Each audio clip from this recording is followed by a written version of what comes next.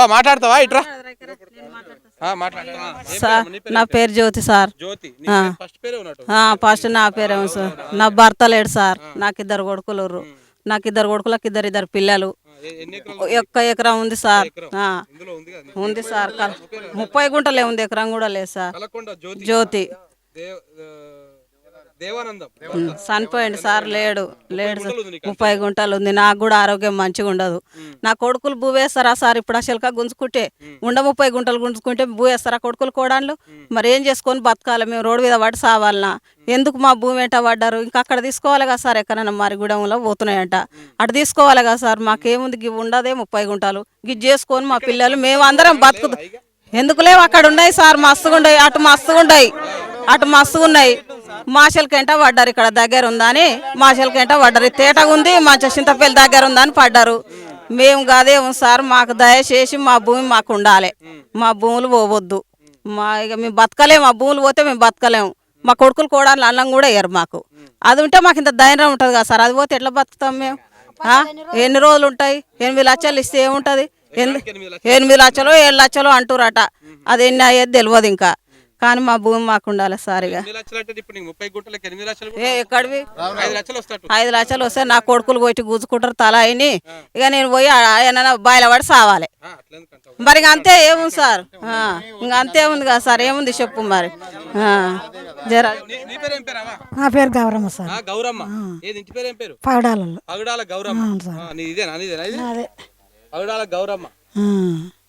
ఎంత 2 ఎకరాలు?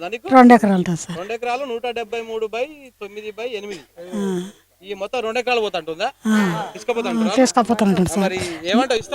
నేను ఇవ్వదు సార్. నాకు ఇవ్వద్దు. నాకు 2 కొడుకులు 2 బిడ్డలు, 4 ఉండ్రు. నా మానవాళ్ళు 3 మానవాళ్ళు. నా మానవాళ్ళు ఎట్లా బతారు సార్? మరి మేము మా కొడుకులకు మా బిడ్డలు మాకు ఎట్లా చేస్తారు సార్? మా మానవాళ్ళు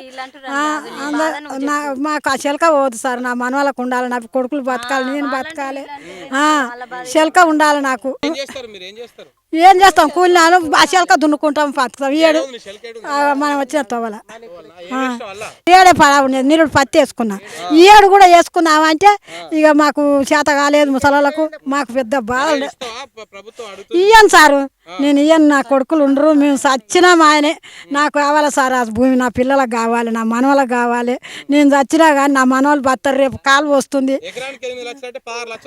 వద్దు సార్. నాకు ఆ పైసలు పాడు కానీ ఒక్క రోజు ఉన్నాయి, ఒక్క పూటలు ఉన్నాయి. ఆ పైసలు అమ్ముకున్న వాళ్ళు అందరు వస్తూనే ఉంటారు. మేము ఆ పైసలు మాకు ఉండేది సారు. మాకు పైసలు వద్దు. మా భూమే మాకు కావాలి. ఆ సర్కారు అక్కడ ఏసారం అవతల పెద్ద చెరువు ఉంది.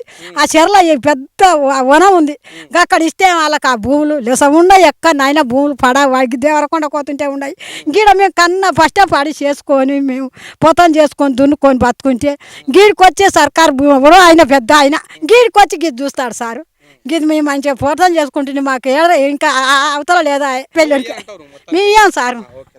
ఇంకా ఇంకా నువ్వు మాట్లాడినావా? నా పేరు సీను. గండికోట. ఎకరం 10 గుంటలు సార్. ఎకరం 10 గుంటలు వరిసేను పెట్టాం సార్. ఇగో ఇదే సార్. అయితే మేము 4 అన్నదమ్ములం సార్. ఈయన మా అన్ననే. అయితే ఈయన అన్న నడిపాయన ఒక పెద్ద ఆయన 70-80 ఏళ్ళకు ఉంటాడు. ఆయన ఇంటికాడ ఉన్నాడు. ఒక అన్న చచ్చిపోయాడు. అల్వేలు అన్న ఇప్పుడు ఎకరం ఉన్నామా అక్కడనే ఉంటుంది. హైదరాబాద్ పిల్లలు 3 ఆడపిల్లలు. ఆమెకు నాకు 3. మాకు 5 ఎకరాలు ఉంది. ఎకరం 10 గుంటలు. ఎకరం 10 గుంటలు వచ్చింది.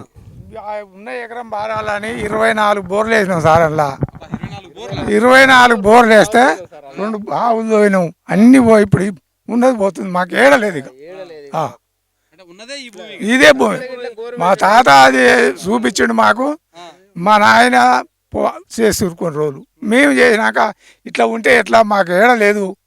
ఉన్న ఎకరం అన్న వారితే ఒక మా తిండికి అయితే పిల్లలు కూలినాలు చేసుకున్నారు. తిండికి ఎలా తీసుకుంటామని 24 బోర్లు వేస్తే 4 నడుస్తున్నాయి సార్. అన్ని పోయినాయి. ఓ ఏటా వేసేది సారు. ఏటా ఒకటేసేది. ఆ పంట పెట్టేది మళ్ళీ ఒకటేసేది. ఏదో పని చేసుకొని రాయి పనియే కాదు. మేము ఈ పిల్లలు కూలి చేసినా మేము వ్యవసాయం చేసి ఆ ఎల్ల తీసి ఆ బాకీ కట్టి మళ్ళీ సంవత్సరం ఆ బుచ్చమే వేసిండు అంటే ఒకటి పడదంటే మళ్ళీ అని తీసుకొచ్చి మళ్ళీ వేసేసా. అట్లా వేయంగా 4 తలా ఎకరం పారుతుంది సార్. ఇక మాకు ఇంకా ఏడలేదు.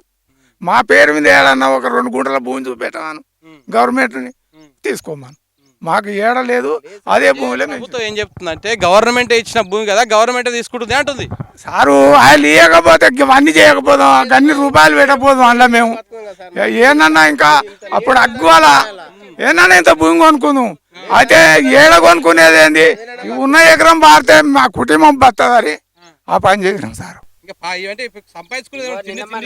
ఇంటికే 10 లక్షలు పెట్టినాం సార్. నిన్న మన 10 లక్షలు పెట్టినాం. మా తమ్ముడు మా అక్క కొడుకు 10 లక్షలు పెట్టినాం. ఇప్పుడు ఈ 10 లక్షలు వస్తే మేము ఏం చేసి బతకాలి సార్? ఇప్పుడు ఏది లేదు. ఈ వచ్చిన పైసలు కూడా కనీసము ఈ అప్పు తీరా సార్. మా నాయనకు నిన్న మన 10 లక్షలు ఖర్చు పెట్టిన, కాలు ఇరిగింది, నడుములు ఇరిగినాయి. మా అన్న పెళ్ళప్పుడు నా పెళ్ళప్పుడు కాలు ఇరిగింది.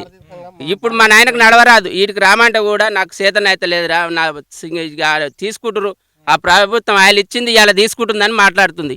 ఇలా మేము ఏం చేసి బతకాలి, ఎట్లా బతకాలి? ఇవాళ 10 లక్షలు ఇస్తే దేనికి మొదలైతే ఇప్పుడు ఏం చేసినా కానీ వీళ్ళు ప్రభుత్వం ఎట్టుంటుంది అంటే తీసుకుంటారు. మరి ఎట్లా అంటే మీరు ఒక న్యాయం చేయాలి. అందరం న్యాయం లేని మేము అవి ఉన్నది పోయినాక ఏం చేసి బతకాలి సార్? ఇంకా ఏం లేదు మాకు ఆధారం. ఇక సూతు బాధ్య రసుడు పోయి